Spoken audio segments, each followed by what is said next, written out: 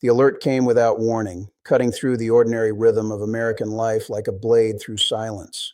Emergency broadcast systems activated across the nation, their familiar tones carrying a message that stopped hearts in living rooms, offices, and schools from coast to coast.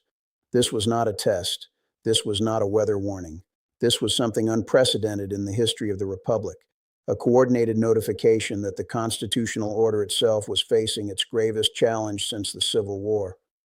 The words scrolling across television screens and mobile devices described a convergence of events so extraordinary that even seasoned political observers struggled to comprehend their full implications. A president wielding emergency powers with breathtaking scope, a Supreme Court poised to rule on the very limits of those powers, a Congress in open rebellion against its own party's leader, and a constitutional crisis metastasizing through every institution of American government. The emergency alert was real, the crisis was real, and the next 72 hours would determine whether the United States remained a constitutional republic or transformed into something its founders would no longer recognize. The numbers emerging from the Supreme Court's emergency docket told the first chapter of this story with chilling clarity. Over the 12 months following Donald Trump's second inauguration, the conservative-led High Court had ruled in the administration's favor more than 75% of the time when challenges arrived via the expedited emergency process, 27 orders related to administration policies, 21 interim decisions favorable to Trump. This was not the normal pattern of judicial review with its careful deliberation and measured pace. This was something else entirely, a shadow docket, critics called it, through which the justices could greenlight presidential actions for months or even years before fully considering their merits. For immigrants facing deportation under those expedited orders, for federal workers terminated without the process they thought they deserved, for transgender service members expelled from the military they had served with honor, the distinction between temporary and permanent was meaningless. As Carolyn Shapiro of Chicago-Kent College of Law put it with devastating simplicity, they may describe these decisions as temporary, but for many people, and in some instances for everybody, this is it. There is no more. The pattern was unmistakable across multiple circuits and countless cases. The First Circuit, with its bench of Democratic appointees, saw its decisions lifted by the Supreme Court in nearly 90% of emergency docket orders. The D.C. Circuit and the Ninth Circuit, both considered liberal strongholds, experienced similar rates of reversal. Harvard law professor Richard Ray offered a partial explanation. The administration's lawyers were incentivized to ask the High Court to weigh in only on cases they thought they could win. But this explanation only deepened the concern. It meant that the Department of Justice was strategically selecting battles it believed the conservative justices would favor, transforming the judicial system from a neutral arbiter into a predictable instrument of executive power. William Eskridge of Yale Law School observed that while the court might be less divided on non-political cases, the Trump administration's legal fights had exposed deep ideological fractures. The Trump administration is taking not just a partisan position, Eskridge said, but a hyper-partisan position. The emergency powers themselves were multiplying across multiple fronts, each declaration creating new legal terrain for the courts to navigate. On his very first day back in office, Trump had issued an executive order declaring a national energy emergency under the National Emergencies Act. There was no energy emergency. Production had reached all-time highs under the previous administration and continued growing. Yet the declaration triggered a cascade of agency actions. The Army Corps of Engineers issued special emergency permit processing procedures bypassing standard environmental protections. The Advisory Council on Historic Preservation followed suit. The Department of the Interior began fast-tracking fossil fuel projects while simultaneously blocking wind and solar development. 17 state attorneys general, led by Vermont's Charity Clark, filed an amended complaint arguing that these actions illegally circumvented the National Environmental Policy Act, the Endangered Species Act, and the Administrative Procedure Act.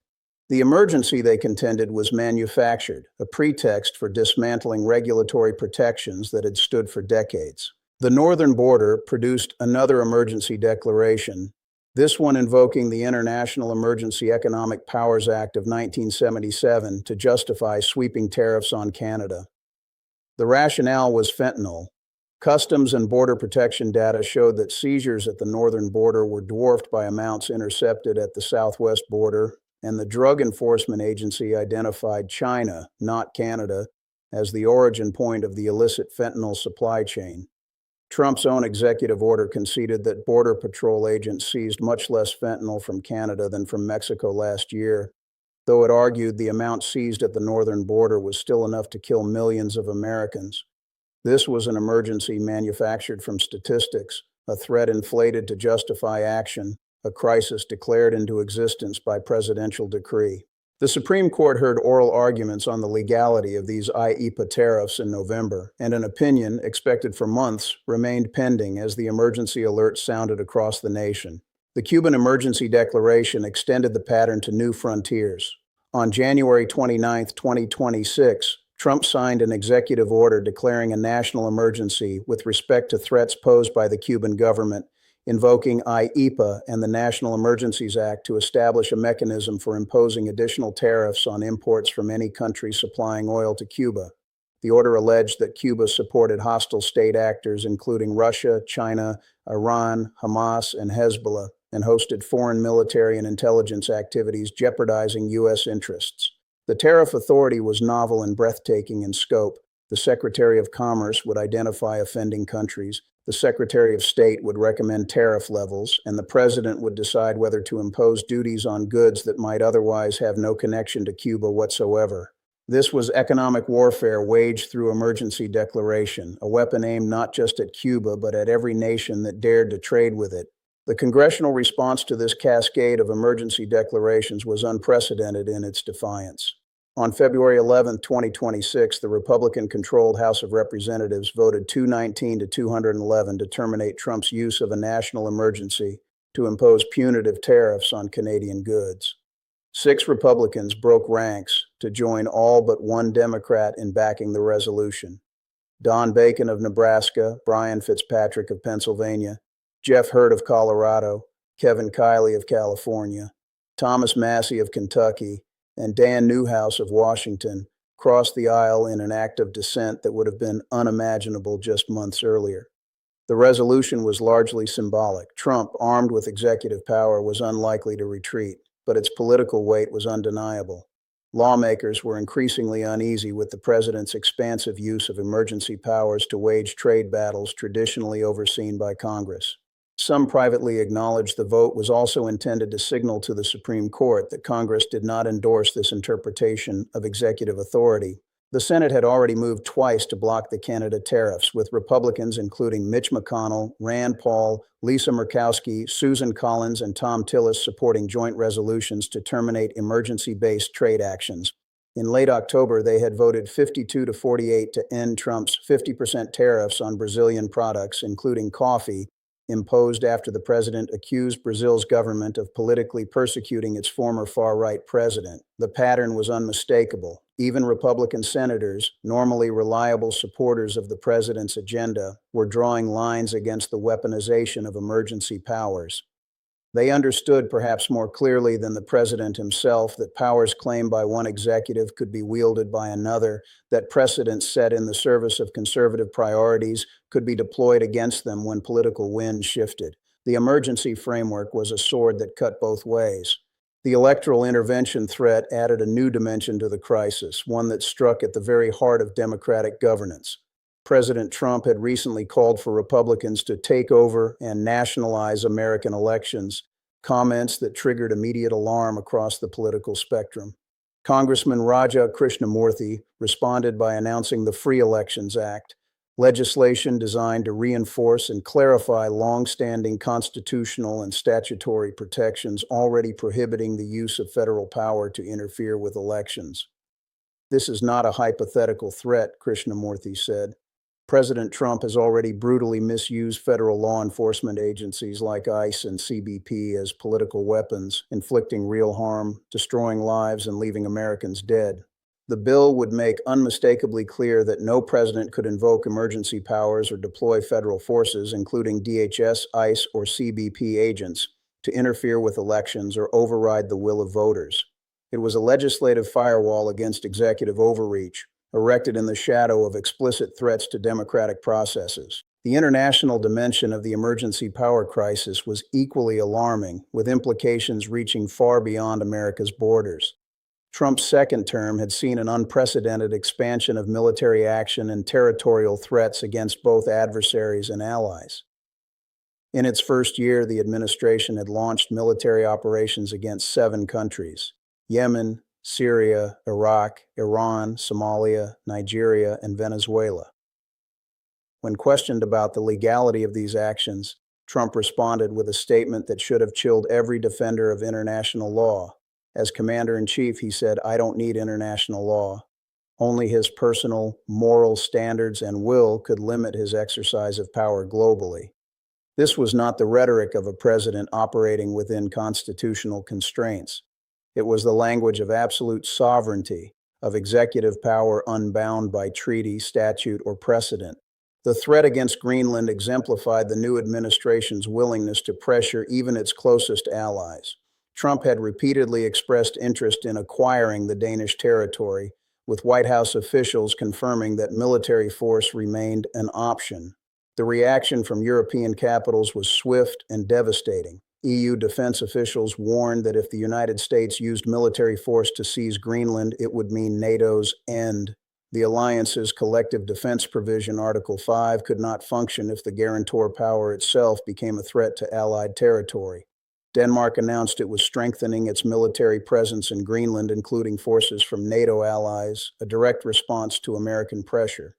The spectacle of NATO members preparing to defend against the alliance's dominant power was unprecedented in the 77-year history of the transatlantic partnership. The emergency was not hypothetical, it was unfolding in real time. The Venezuelan operation provided the template for what analysts began calling the new Monroe Doctrine, or more precisely, the Monroe Doctrine's Trump corollary.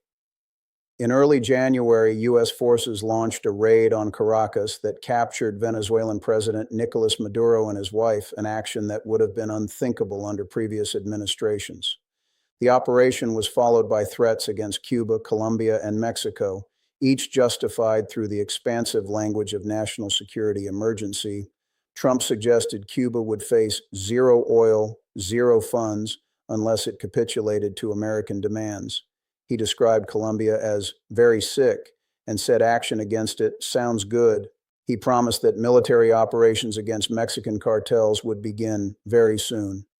The cumulative effect was a hemisphere on edge, uncertain which nation would be next, unsure whether traditional alliances and diplomatic relationships retained any meaning in the face of unilateral American power. The constitutional scholars watching these developments unfold recognized patterns from history that most Americans had forgotten or never learned.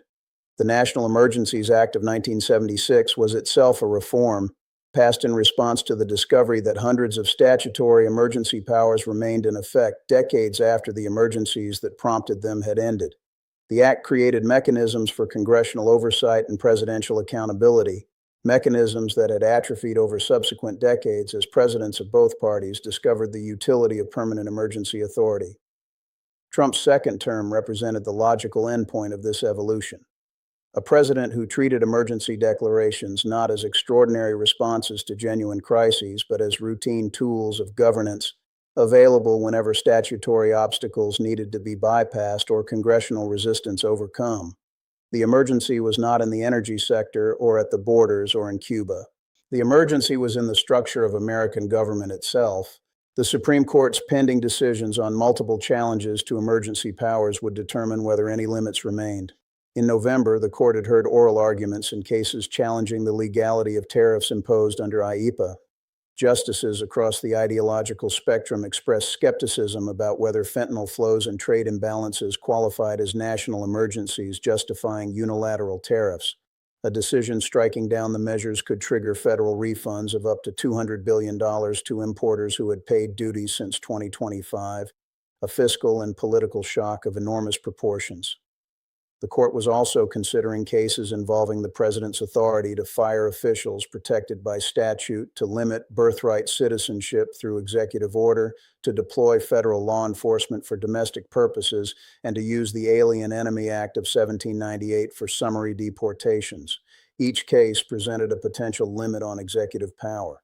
Each case could also remove another limit, further consolidating authority in presidential hands.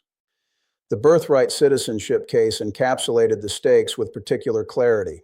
For more than a century and a half since the ratification of the 14th Amendment, the law had been clear. All persons born in the United States were citizens. Trump's executive order, issued on his first day in office, attempted to change this fundamental understanding, restricting citizenship to children born to parents who were themselves citizens or lawful permanent residents.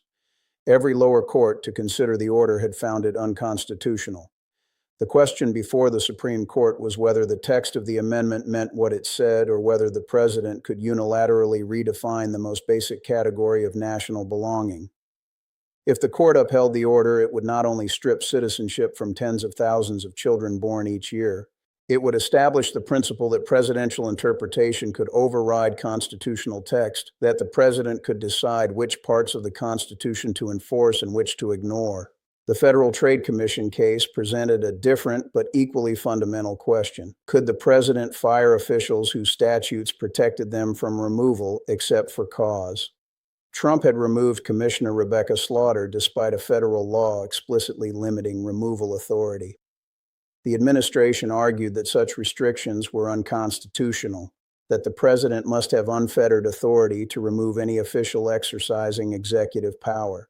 This was the unitary executive theory in its most extreme form, the proposition that the entire executive branch, every agency and official and employee, existed solely to implement the president's will.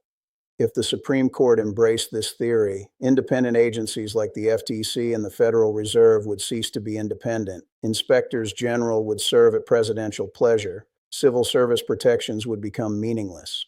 The entire structure of modern governance, built over a century of statutory development, would be subject to presidential override. The emergency alert that had activated every television and mobile device in the country was not a response to any single action, but to the convergence of all of them. A president who declared emergencies to bypass Congress and the courts. A Supreme Court that had validated more than 3/4 of those declarations without full briefing or argument. A Congress that was finally beginning to resist, passing resolutions that the president simply ignored, allies who no longer trusted American commitments, adversaries who saw opportunity in American chaos, constitutional scholars who warned that the republic was approaching a point of no return. The alert was not hyperbole. It was acknowledgement, finally publicly, undeniably, that something had gone terribly wrong in the American experiment. The question that hung in the air as the alert faded was what came next. The congressional rebellion against emergency tariffs on Canada was significant, not for its practical effect, but for its symbolic weight. Here was the House of Representatives, controlled by the president's own party, voting to revoke one of his signature policy achievements. The 6 Republicans who crossed the aisle understood they would face primary challenges, presidential anger, and the full force of the MAGA media apparatus. They voted anyway, because they understood something more important, that if the president could unilaterally impose tariffs under a manufactured emergency, any future president could do the same for any reason or no reason. The power they were resisting was not just Trump's power, but executive power itself, a force that would outlast any single occupant of the Oval Office. Their defiance was a recognition that institutions matter, that precedents endure, that the guardrails of democracy are maintained not by accident, but by the conscious choice of those who serve within them. The international reaction to America's emergency power crisis was a mixture of alarm and opportunistic exploitation. Russia watched with satisfaction as the United States alienated its own allies, undermined its own institutions, and signaled that its commitments could no longer be trusted. China calculated the strategic advantages of a distracted and divided America, moving quietly to expand its influence in regions the United States had neglected. European leaders, shocked by threats against Greenland and dismissive comments about NATO casualties, began accelerating plans for strategic autonomy, for defense capabilities that did not depend on American protection. The post-World War II order, built by American leadership and sustained by American power, was fraying not because of external attack, but because of internal decay. The emergency was not at the borders or in the energy sector or in Cuba. The emergency was in the loss of trust that made international cooperation possible. The Board of Peace episode captured the absurdity and danger of the new approach with painful clarity. Trump's proposal for a new international body to oversee Gaza reconstruction, initially welcomed as a constructive initiative, morphed into something unrecognizable when the formal terms of reference emerged. Trump himself would be permanent chair, both during and after his presidency. He would have sole authority to accept members and direct action. Members could buy permanent seats for $1 billion, with Trump controlling the funds. He alone would decide when to step down and who would replace him. The document read like the fantasy of an authoritarian imagination, a parody of international organization that somehow became official policy. European leaders rejected it explicitly. Sunni Arab states accepted with qualifications that effectively nullified acceptance. The signing ceremony in Davos attracted presidents of Uzbekistan and Mongolia, but virtually no one else. The absurdity was so complete that it deflected attention from the underlying reality. A president who believed he could create international institutions by decree, who saw no distinction between American power and his personal authority, who imagined that other nations would simply accept his self-appointment as global arbiter. The Brookings Institution's analysis of this moment captured its essence with chilling precision. A decreasingly liberal United States now appears to eschew both the baseline argument for relative self-restraint in world affairs and the case for basic decency in its relations with longtime and would-be allies. The analysis concluded, neither the international organizations list nor the Trump Board of Peace constitutes a crisis in world order, but a crisis in world order is here. The crisis was not in any single action, but in the cumulative effect of actions that undermined the foundations of international cooperation. The crisis was in the normalization of threats against allies, the casual dismissal of treaty commitments, the open contempt for international law. The crisis was in the message sent to every nation on earth. The United States could no longer be relied upon to honor its word, respect its obligations, or restrain its power. That message, once absorbed, would shape international relations for generations. The emergency alert that had summoned the nation to attention was not a prediction of crisis, but an acknowledgement that crisis had already arrived. The constitutional order, that complex machinery of separated powers and checks and balances, was under stress it had not experienced since the Civil War. A president who treated emergency declarations as routine. A Congress that could not or would not enforce its own prerogatives. A Supreme Court that had become an instrument of executive power rather than a check upon it, an international order built by American leadership and dependent on American reliability, crumbling as that reliability proved illusory. The alert asked Americans to pay attention, to understand what was at stake, to recognize that the republic they had inherited might not survive without their active defense. It was not a prediction of doom, it was a call to awareness, and awareness in a democracy is the first step toward action. The numbers from the Supreme Court's emergency docket told a story that could not be ignored. 78% of Trump-related emergency orders favored the administration. 21 decisions greenlighting presidential actions without full briefing or argument. 21 decisions that, as Carolyn Shapiro observed, might be final for the people affected, regardless of what the court ultimately decided on the merits. This was not the careful, deliberative justice the Constitution envisioned. It was governance by shadow docket, policy made through interim orders, power exercised without accountability. The liberal justices who dissented from these orders wrote with increasing alarm, their opinions cataloging the constitutional violations the majority seemed willing to overlook. Their warnings went unheeded. The emergency docket churned on. The state attorneys general fighting the energy emergency understood they were not just defending environmental regulations, but the principle that emergencies must be real. Federal agencies are now acting under emergency procedures only due to the president's decision to declare a national energy emergency when no such emergency exists, their complaint argued. The words carried a weight beyond their immediate context.